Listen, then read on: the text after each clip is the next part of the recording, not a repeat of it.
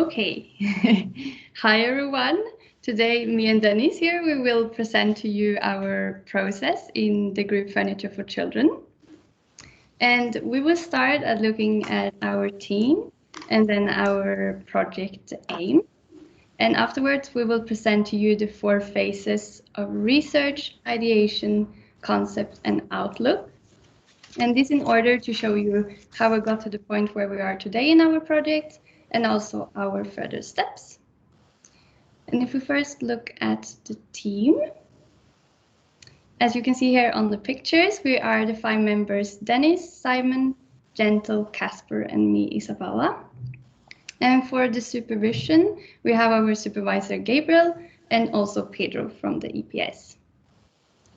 And looking at our project aim, it is to design a product line for children's furniture with the intention to maximize functionality as a result of multifunctional usage. And we have tried to keep this project aim in mind during the whole process so far, and we're coming back to it a lot of times. And before we move further into the 4 phases, it is important to remember that they have been overlapping a lot during the project. And there has also been a lot of iterations while we have been learning a lot more during time. So starting with the research phase. In the beginning of the project, together with our supervisor Gabriel, we set a limitation to look at children up to 8 years old. And that was really nice since we could narrow down the project from the start. So we started with some market research in order to see the trends on the market and also see which products are there at the moment. And in addition to that, we did some visit in the shop. And that was good because we could do some observations and also touch the products and try and feel the materials and so on. And we could also see what our users face out there when they go to buy their product. And we also did some user research, and there we considered both the children and also the parents, since both of them will be in interaction with the product in the end. And there we looked at some areas of development, and there we checked the physical, mental, emotional, and social skills. And in order to summarize the research that we had done, we made a matrix of typologies. For example, in which rooms can you put furniture for children, which type of furniture are there at the market, and different usage of the furniture. And this knowledge we took with us into the ideation phase. And here we did our first brainstorm. And we chose to work with the 8 product types that we had identified in this earlier matrix. For example, chairs, tables, changing tables, and so on. And when we were brainstorming these categories, we tried to introduce different elements, such as storage, playing, and learning. And we used a brainstorming technique called the Crazy 8. And here on the picture, you can see how it's used. You fold the paper into 8 rectangles. And then we sat together in a team, and we had 8 minutes to fill each square with an idea. And when that was done, we came together and we tried to get new ideas out of these ideas. And we did that for the 8 different categories. And by doing that, we reached more than 300 ideas. And here you can see some pictures of our early sketches. And the last one here you see is a seesaw, and this one is made for playing with the children. And the next picture, here you can see us together with our supervisor Gabriel, and we were discussing the different categories that we had brainstormed. And from this meeting, we took 5 ideas with us for further development. And at this stage of the project, we felt that we needed more knowledge about what our users really needed. So we performed some interviews. And there we had 7 interviewees that we did deep interviews with. And they were between 28 and 68 years old. So there was a large span. And from these interviews, we took the knowledge with us, and we did some further brainstorms after that. And after a lot of ideation and iterations and some more research, we came to these 3 concepts that you see on the screen here. And the first picture, you can see something called, to the left, you can see something called a trip, drop, share. And it can also be converted into a playing element. And that's what you see on the picture there, where they can draw or something similar. In the middle, you see a customizable train, which is for playing, but also for storage. So it's quite a big train. And you also see the seesaw that we saw earlier. And we took these ones with us into prototyping. And we did our first prototyping in cardboard in scale 1:4 that you can see here on the picture. And that made it possible to play around with the elements a little bit, and we tried to combine them together. And we ended up combining the seesaw with the train. And the one that you can see here on the picture, we had the idea to put the seesaw in the front of the locomotive. So that's why you have this rounded shape. So you could take off the seesaw and play with it for the children. And this fitted our aim very well, since it is multifunctional, and also for the product line, since the pieces can be used together or separately. And the prototype here, we thought it would be used as a walker for the children to learn how to walk. And you can see some measurements here. So it's for children from 1 to 4 years old. And on the next picture, we see some elements that are meant to be inside the locomotive and the wagon. And they have the same height in the base, so that you can play around with the elements and place them where you like. So you can, it's very customizable, and that also goes with the product aim.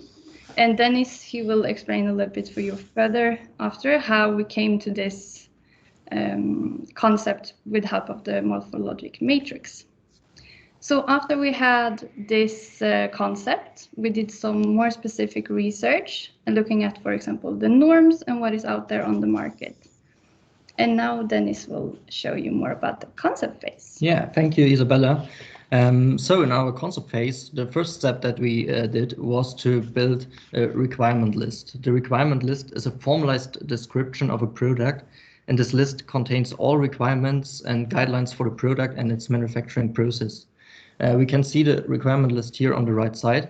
And if we zoom in our requirement list, first of all, we see that all the requirements and guidelines that we include are sorted in different categories. For example, the purpose, the surroundings, materials, and so on.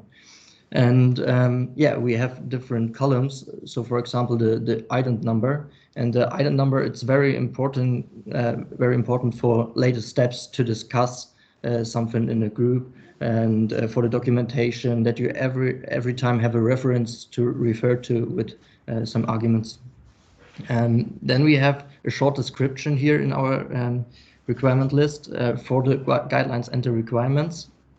And another important thing is the priority. We decide between the high priority and the medium priority. The high priority is very important. It has to be fulfilled. So the requirement and the guideline has to be fulfilled in each way. Otherwise, it could be dangerous for the child. And the medium priority, it's more like a wish. It could be fulfilled. It's not that important. It's not that necessary if it is included in our product. And then we have finally the verification criterion. It's only to show how we want to check if the guideline or the requirement is fulfilled in our product. Maybe a short example. We have here a requirement that means the product must be resistant against strokes with a maximum force of 490.5 Newton. And this requirement has a high priority because if it is not fulfilled, it's very dangerous to use the product for a child. And it's also a requirement because we have a measurable value, the 490.5 Newton.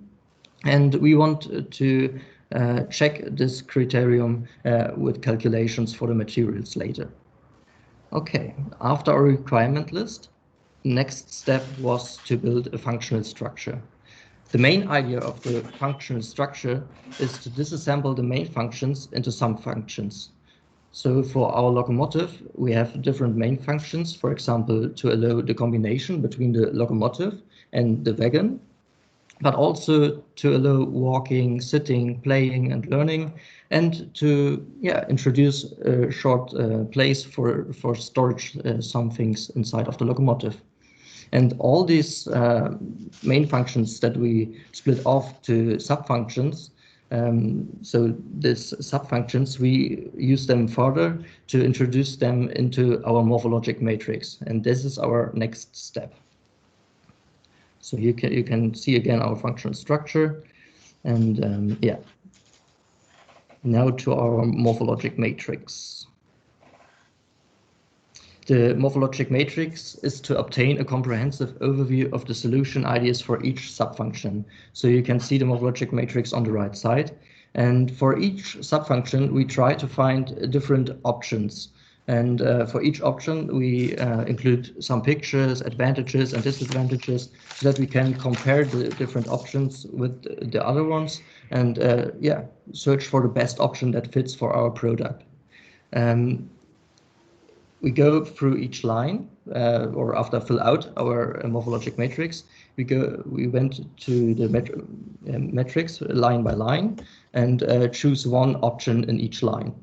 So after that, we combine the different options and have a final concept. We do this for 3 times. So we had after that 3 different concepts, and these 3 concepts we compare again so that we find a final concept that we want to go further with.